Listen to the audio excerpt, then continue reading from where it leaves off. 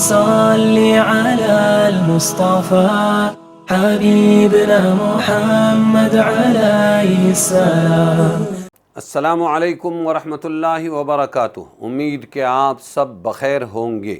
آپ صلی اللہ علیہ وسلم کی انگوٹھی کے بارے میں کچھ گفتگو کریں۔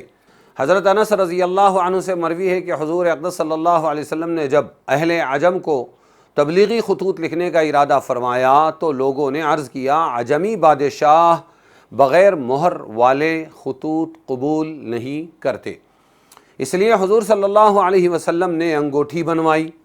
وہ انگوٹھی کیا تھی؟ اصل میں ایک مہر بنائی، محمد رسول اللہ، محمد رسول اللہ اس کا مضمون تھا۔ وہ انگوٹھی چاندی کی تھی، اس انگوٹھی کا نقش محمد رسول اللہ تھا۔ مردوں کے لیے چاندی کی انگوٹھی جمہور کے نزدیک جائز ہے، باقی پیتل، لوہے وغیرہ کی حنفیہ کے نزدیک ناجائز ہے۔ حضور پاک صلی اللہ علیہ وسلم نے ابتداءً انگوٹھی نہیں بنوائی تھی، مگر جب معلوم ہوا کہ شاہان عجم کے بادشاہ، غیر عرب کے بادشاہ بغیر مہر کے خطوط کی قدر نہیں کرتے تو آپ صلی اللہ علیہ وسلم نے انگوٹھی بنوائی۔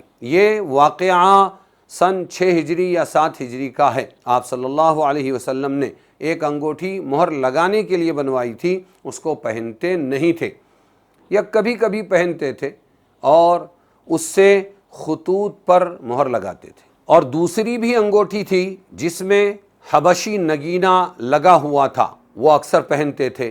مہر والی چاندی کی انگوٹھی نہ پہننے کی ایک وجہ یہ بھی تھی کہ دائیں ہاتھ میں وہ انگوٹھی تھی اور آپ ایک مرتبہ نماز پڑھ رہے تھے تو آپ کی نظر اس پر پڑ گئی۔ اس کے بعد سے آپ صلی اللہ علیہ وسلم نے اس انگوٹھی کو پہننا چھوڑ دیا۔ یہ انگوٹھی اکثر اوقات حضرت معیقب رضی اللہ عنہ کے پاس رہتی تھی۔ انگوٹھی پہننا جائز ہے یا نہیں، سنت ہے یا نہیں، اس بارے میں علماء کرام کے اقوال مختلف ہیں۔ بعض علماء نے انگوٹھی پہننے کو مطلق سنت قرار دے کر جائز کہا ہے، اور بعض علماء نے قاضی اور بادشاہ کے علاوہ لوگوں کے لیے مکروہ بتلایا ہے۔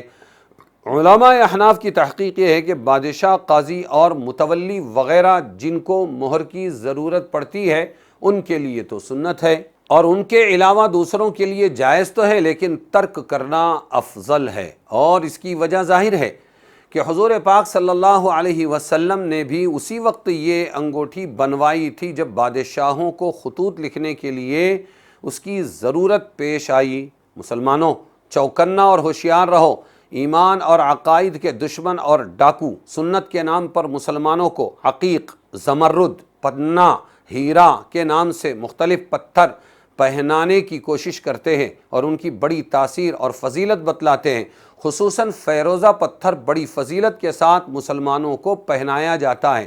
یہ شیعہ لوگوں کی سازش ہے۔ حضرت عمر رضی اللہ عنہ کے قاتل ابو لؤلؤ فیروز جو آگ کا پجاری تھا، اس کے نام سے یہ فیروزہ پتھر سنیوں کو پہنایا جاتا ہے اور اس کی بڑی فضیلت اور تاثیر بتائی جاتی ہے۔ یہ سب غلط ہے۔